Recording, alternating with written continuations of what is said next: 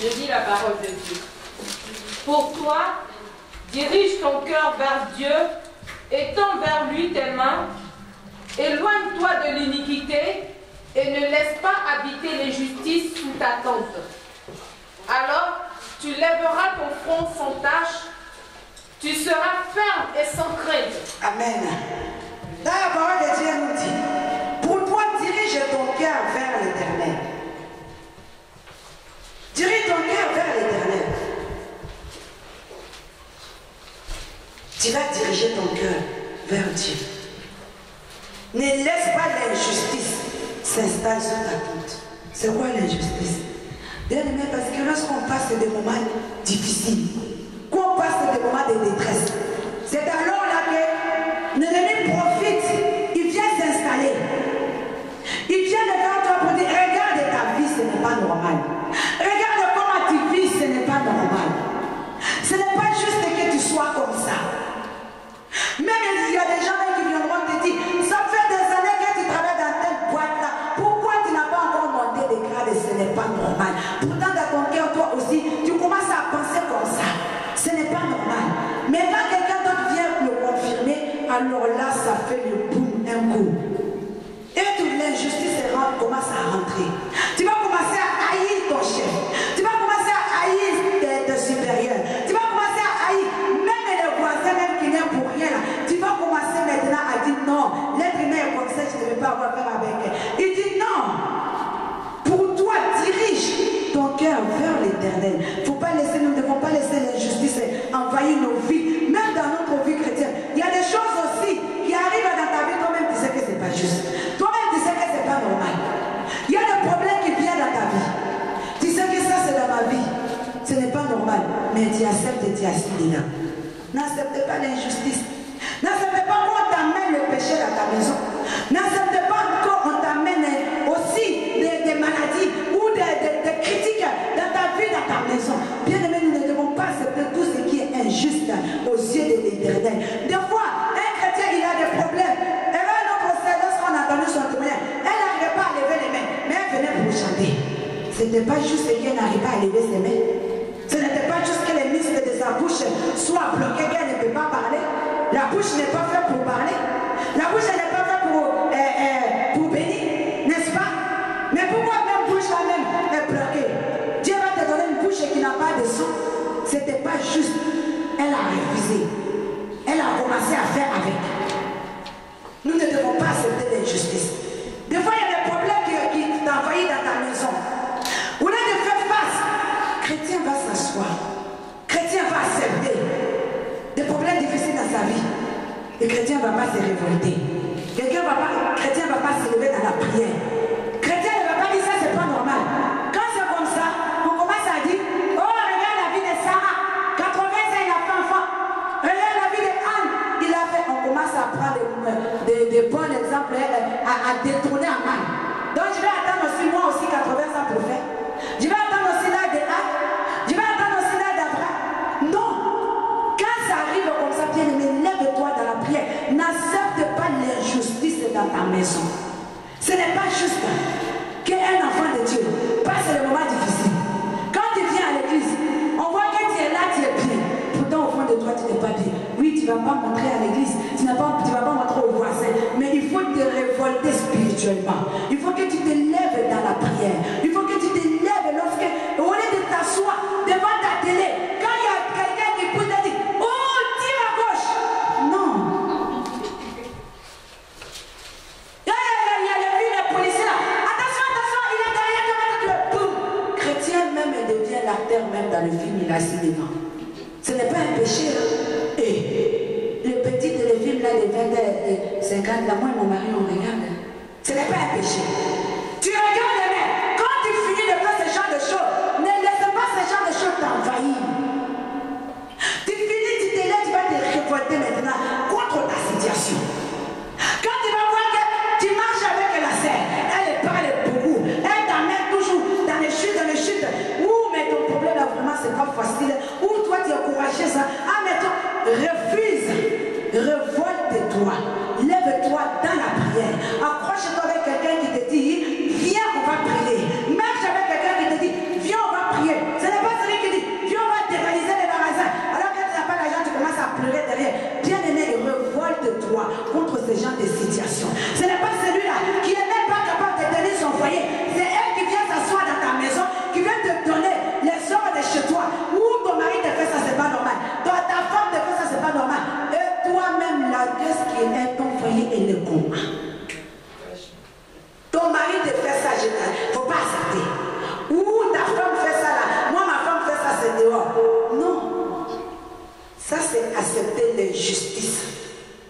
laisser que les autres viennent dicter ta vie. Les autres viennent diriger ta vie. Tu as aussi des enfants. Si quelqu'un qui va te dicter qu'est-ce que tu dois faire, mais Dieu, il est où dans tout ça? Ça, c'est l'injustice. Même devant Dieu, c'est injuste.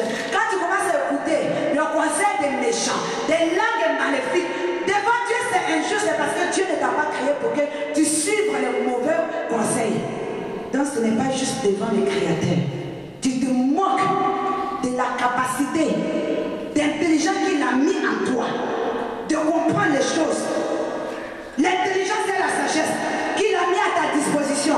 Il dit celui qui n'a pas la sagesse, qui demande, je vais lui donner. Tu te moques de tout ce travail-là. Tu écoutes les méchants. La Bible nous dit que ce n'est pas bon de marcher avec les méchants, de s'asseoir accompagné de moqueurs. Mais toi, tu fais toutes ces choses-là comme toi-même, tu n'étais pas capable. Tu te laisses manipuler par les autres. Les conséquences arrivent maintenant, tu commences à pleurer. Mais je croyais que c'était le bon conseil. Je crois que tu crois en toi, en qui tu as cru. Tu as mis ta foi à qui?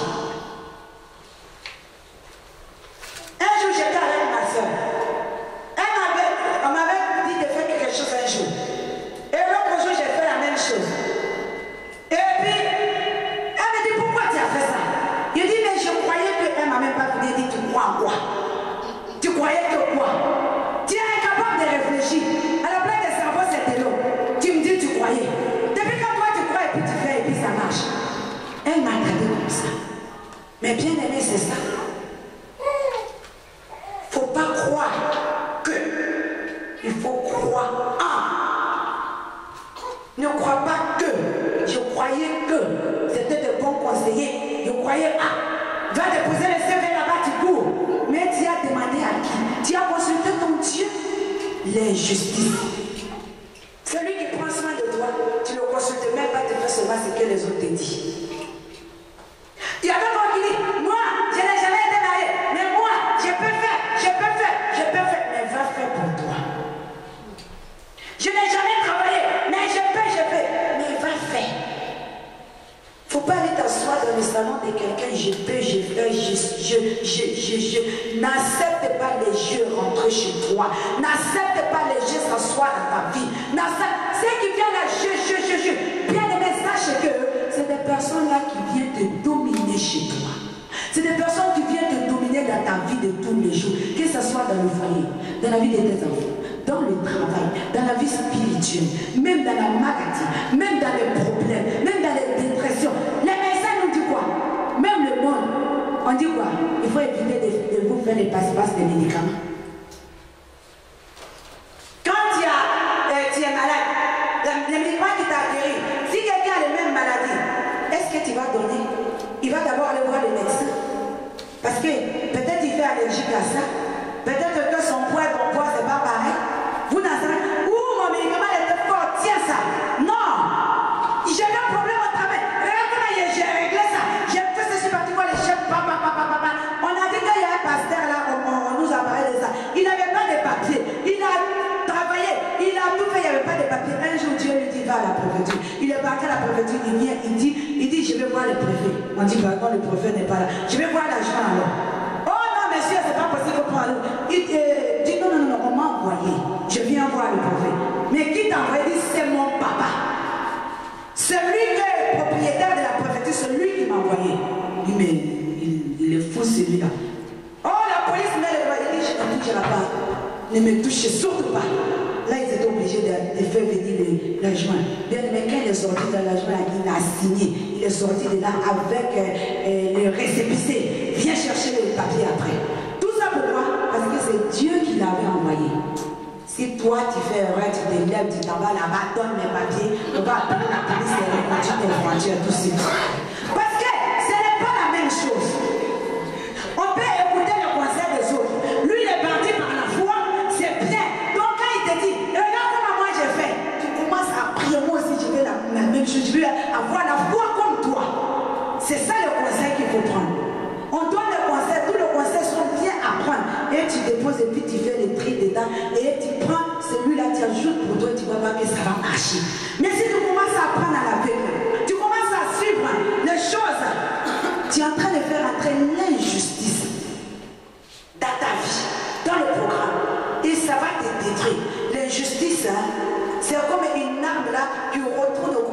propriétaire. Et tu attrapes un revolver à l'envers, là, tu tires, là, c'est sur toi-même. Ça va te tuer. Donc nous ne devons pas marcher. N'accepte pas de marcher avec l'injustice. Il y a d'autres personnes, tu es avec eux, tu marches avec eux. Tu ne sais pas qu'est-ce qu'il attend de toi. Lui, ne sait pas qu'est-ce qu'il attend de toi. Quand tu vas commencer à donner le conseil, tu vas prendre, quand tu vas aller là-bas, tu vas dire non, non, hein, c'est pas ici, hein, tu t'es trompé, c'était à gauche. Quand ton rendez-vous, c'était déjà dans 5 minutes. Le temps que tu vas aller bien aimer ce trop tard. Nous ne devons pas marcher avec l'injustice. L'injustice, ce n'est pas ta sœur, ce n'est pas ton frère, mais c'est le fruit que la personne la donne. Le fruit que la personne va apporter dans ta vie. C'est ça qui va amener l'injustice maintenant dans ta vie. Dieu est le seul juste et juste. Nous tous, on a des défauts. Maman, on est encore jusqu'à 7 et puis on finit. On reprend 13 de 13 à 7. Pour toi, dirige ton cœur vers Dieu, étends vers lui tes mains, éloigne-toi de l'iniquité et ne laisse pas habiter l'injustice sous ta tente. Alors tu lèveras ton front sans tache, tu seras ferme et sans crainte. Tu oublieras tes souffrances, tu t'en souviendras comme des eaux écoulées. Tes jours auront plus d'éclat que le soleil à son midi. Tes ténèbres seront comme la lumière du matin. Amen. Donc lorsque tu commences à refuser ce genre de choses-là, tu vas vivre en paix. Tu vas vivre avec la joie. Quand tu refuses l'injustice, tu dis non, moi je vais attendre le Seigneur. Tout ce qu'on te dit qui est bon, tu prends tout ça. Le conseil que les uns te donnent, les autres te donnent, tu prends tout ça et tu pries avec. Tu dis Seigneur, regarde on m'a donné, regarde on m'a fait ça. Qu'est-ce que toi-même tu dis de ça? Qu'est-ce que toi-même tu penses de ça? Quand tu vas commencer à faire les pas des choses, il dit tes ténèbres vont éclairer. Là où les autres pleurent, ça veut dire que vous pouvez avoir les mêmes soucis. Toi et moi on a les mêmes problèmes. Moi je pleure jusqu'à Yabares et puis je vois la sœur est tranquille. Ces ténèbres sont éclairées parce qu'elle sait que les secours arrivent. Moi je ne sais pas. Donc ces ténèbres-là sont éclairées. Le soleil, sa joie sera comme le soleil de midi. Et donc ça veut dire que quand tu vas commencer à vivre cette joie-là, même le diable ne peut pas, même les ennemis ne peuvent pas. Chez nous, il y a un proverbe qui dit que quand tu te trompes la journée, puis tu dis à quelqu'un bonsoir, ça veut dire que le soleil, ce n'est pas midi, le soleil n'est pas à son midi. Parce que moi, le soleil c'est 40 degrés quand il se lève, voire même 45 degrés. Donc quand le soleil à son midi, c'est 45. Attends, sous 45 là, tu peux te tromper pour dire à quelqu'un bonsoir. Non. Chez nous, on dit ça. Toi, tu joues avec moi. C'est parce que moi, ma colère n'est pas à son midi. C'est comme ça on fait pour s'identifier. Donc, bien aimé, ça veut dire quoi? Le soleil dans son 45, tu ne restes pas 5 minutes.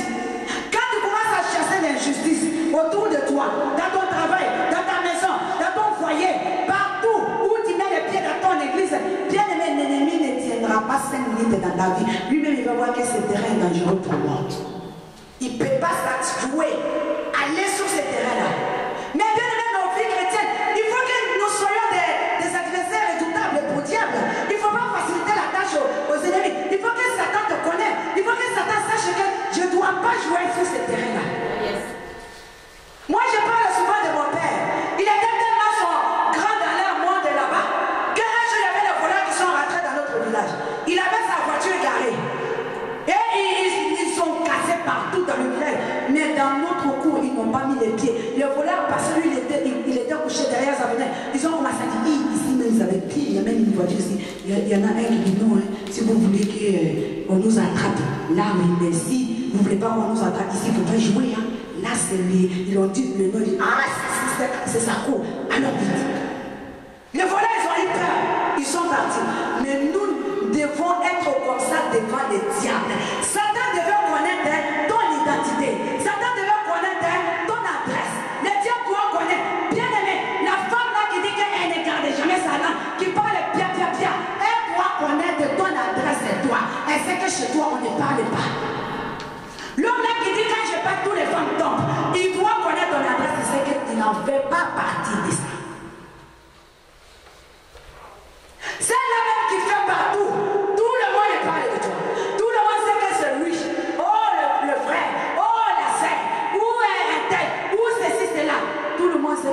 doit envoyer des diables.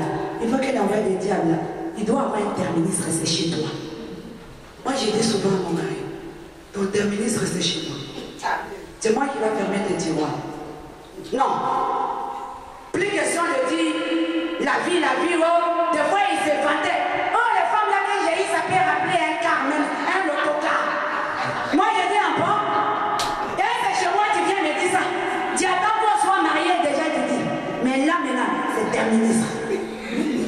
Là où tu avais les autres femmes, et puis, c'est quand tu ne trouvais pas chez eux. Si tu as rempli l'autocar, ça veut dire que chez Jeanne, tu n'as pas trouvé ça là-bas. Chez Pierre, tu n'as pas trouvé. Chez Pauline, tu n'as pas trouvé. Je suis uniforme et complet.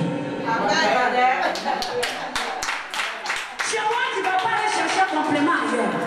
Si on dit que c'est de douzaine, je ne suis pas 11, je suis 12. C'est tout. Amen. Et puis c'est tout. Nous devons être comme ça devant les ennemis.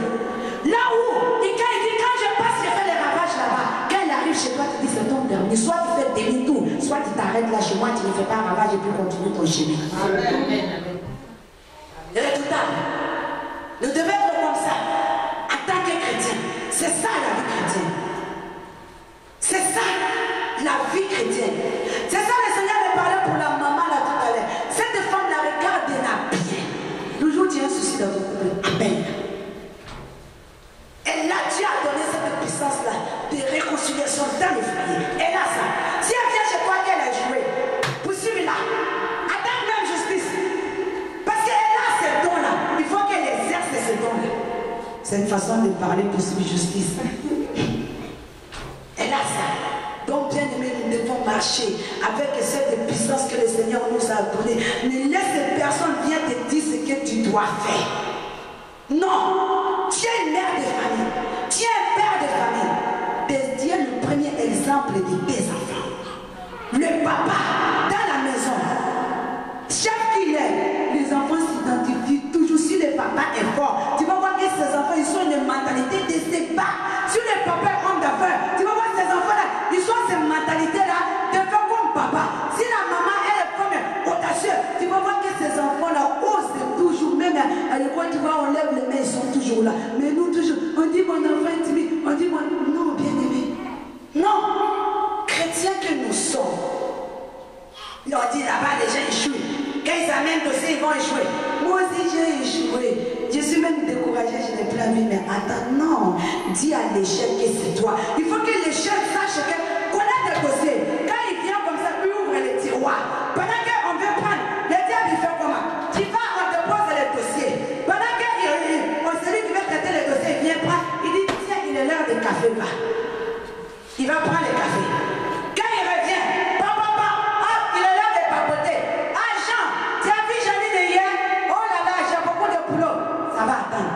tout ça pour toi, ça traîne, ça traîne. Saül devait rester longtemps sur le trône. Mais la Bible dit que Dieu a envoyé un esprit à Saül. Dieu enverra un esprit là-bas pour ton dossier. Dieu enverra un esprit. Souvent, j'ai l'habitude de prier et dire, Seigneur, envoie un esprit là-bas. Tant qu'il n'a pas traité mon dossier, Seigneur, tourmente-le. Parce que mon dossier, c'est la harpe de David. C'est David qui venait jouer la harpe. Et les esprits de Saül se calmaient. Donc, Seigneur, s'il n'a pas traité mon dossier, que son esprit soit toujours tourmenté. Ah, ce n'est pas moi, c'est la parole de Dieu. Je ne suis pas en train de maudire. Je ne fais que proclamer